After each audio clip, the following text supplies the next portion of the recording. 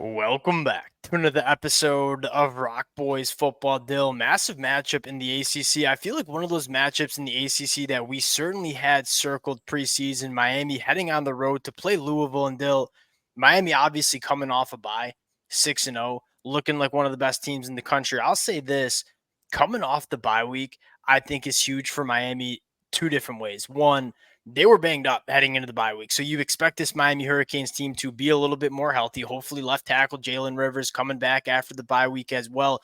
I think more importantly, Dill, if there was a head coach, a team that I wanted an extra week to prepare for, it would be Coach Brom and this Louisville Cardinals team. I mean, Coach Brom is one of the best scripters of an offense that you see in the country. I think Miami getting that extra week to prepare for Louisville going to be massive in this football game. Now, you look at Louisville, I'll say this, for Miami fan, like it kind of reminds me a little bit of Virginia Tech, where I don't think they've played their best football to start 2024.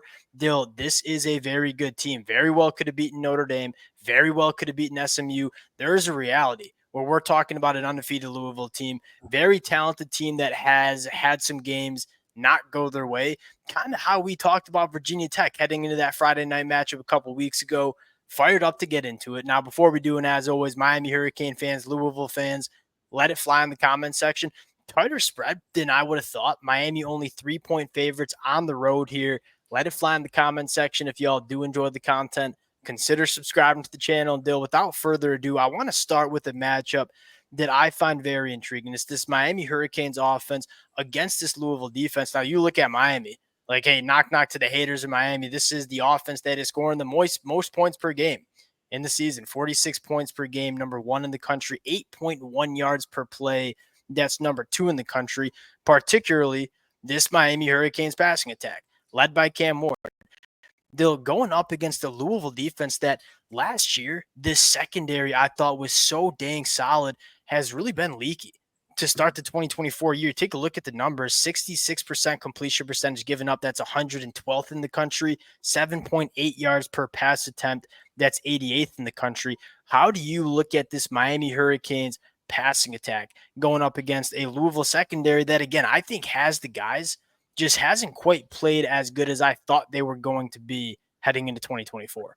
And that's where it starts. I don't think Louisville has any chance unless they can really get after Cam Ward up front. Because SMU really ripped him up in the secondary. Notre Dame honestly hit some big plays on them. And Notre Dame's passing attack is not particularly good. So the fact that they give up big plays to Notre Dame, SMU may be more excusable. I think Rhett Lashley and Jennings had that thing rolling there. But I don't know how you fix that secondary now. You're right. It's puzzling because the players are pretty good. And they returned a fair amount of guys. So I would have thought it'd be better than this. But right now if they can't get after Miami up front, I don't see really how they stop this passing attack because Cam Ward, when he's been clean, has been tearing up. It's like two things. One, you kind of feel like these wide receivers from Miami, guys like Xavier Restrepo, Isaiah Horton's obviously been playing very good. You feel like they can win some one-on-one matchups. But if I'm Shannon Dawson, I'm trying to confuse this Louisville secondary because the bigger problem for Louisville kind of been what Miami's problem has been at times in the secondary as well. Kind of busted coverages, not having great eye discipline, guys kind of running scot-free along the deeper third. This is not a quarterback. This is not a Miami Hurricanes offense that you want to give some of those wide open passes because guess what? Cam Ward is not going to miss those. I think the second storyline here, Dylan, and maybe has something to do with Louisville's struggles defending the pass rush probably being a little bit to be desired too. Again, you go back to Louisville in 2023. This was a ferocious pass rush led by a guy like Ashton Gelati, who's back and has been playing good football.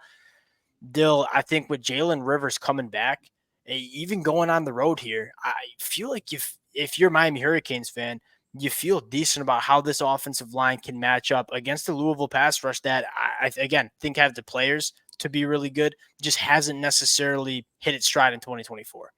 Frankly, I think a lot of that has to do with the fact that they're not covering guys long enough to even really get double-edged sword. Yeah. When I was watching that SMU game, obviously Jennings is a problem. He really did a good job escaping pressure and getting out of it, but they were getting after him pretty good. I felt like up front.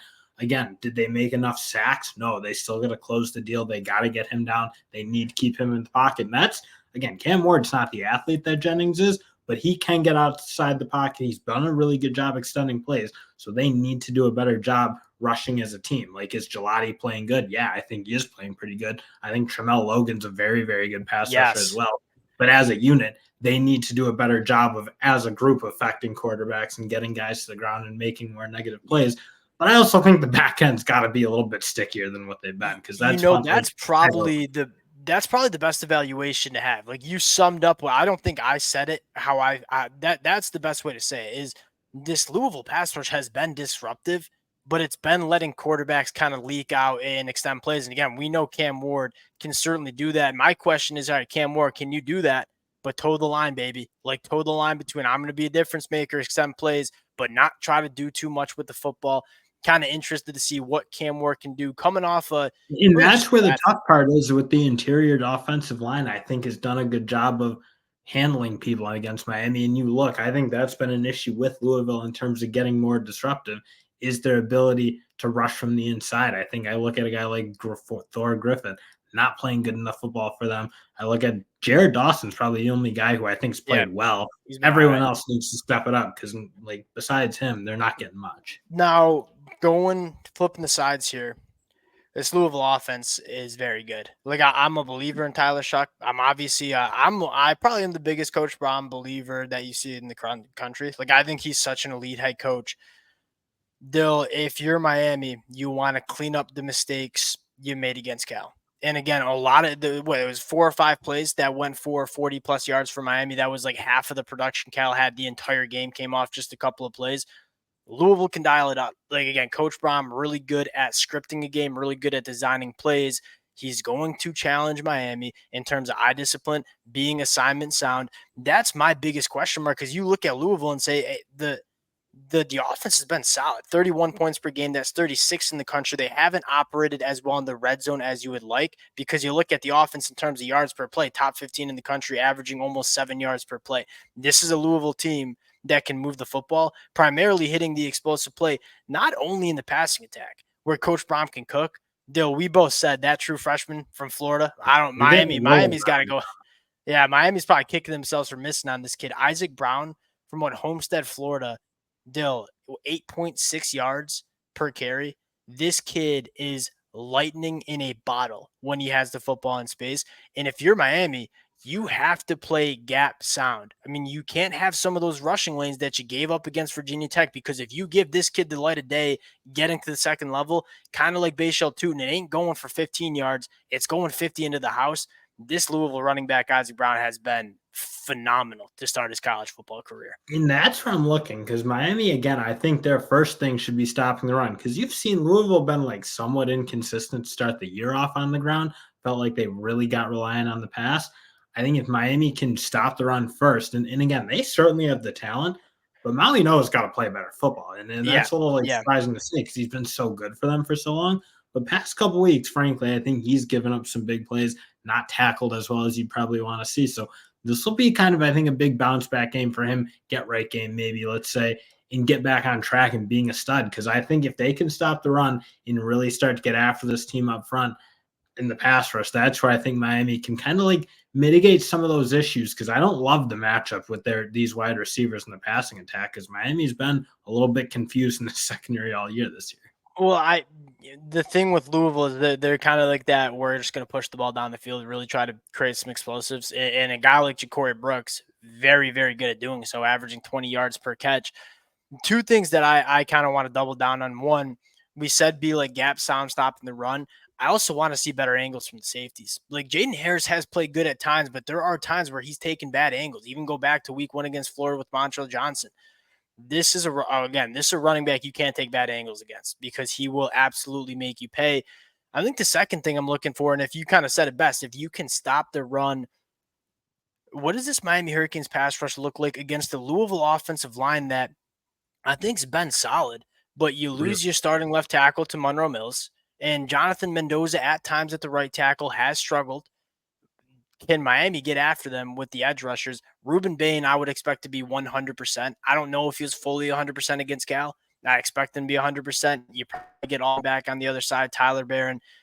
I'm looking at a backup left tackle going up against some of the better edge rushers that we see in the ACC. Can Miami get after Tyler Shuck, who's a guy that can create, but a guy that you really want to heat up if you can, that's when his level of performance definitely drops.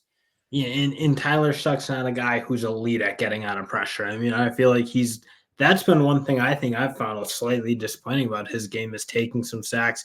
I don't think he should. I mean, sometimes I'm like, you're too good of an athlete to take that Yeah. type of one. So again, like he does a good job when he gets linear and he gets a chance to get rolling, obviously, but he's not got the jitteriness that like a Kevin Jennings does at Or SMU. Cam So Ward. Like Cam Ward's like super twitchy in the pocket and kind of an escape artist. Tyler Shuck, maybe not so much. That and being said, that's Tyler been something that's really hurt Miami is guys who can escape pressure because that it was a problem against Cal. It was a huge problem against Virginia Tech, obviously. I mean, that cost Miami 2 touchdowns, essentially, yeah. their inability to get that quarterback on the ground. So that'll be something again. Tyler Shuck hasn't necessarily been a great escape artist. He's done a decent job running the ball in some of the design stuff they've done, but not a great escape artist. And again, I think that is the question because I do think for the most part, Louisville's offensive line's been really good in pass pro. Yeah, and I'm just more curious, like with the Monroe Mills injury now, how is it going to look? Because that's a guy that was a 3-year starter, transferred over to Louisville, played really good to start the year. One other note I'll kind of throw, I would like to see Miami lean on Mark Fletcher a little bit more. I thought Mark Fletcher looked great against Cal.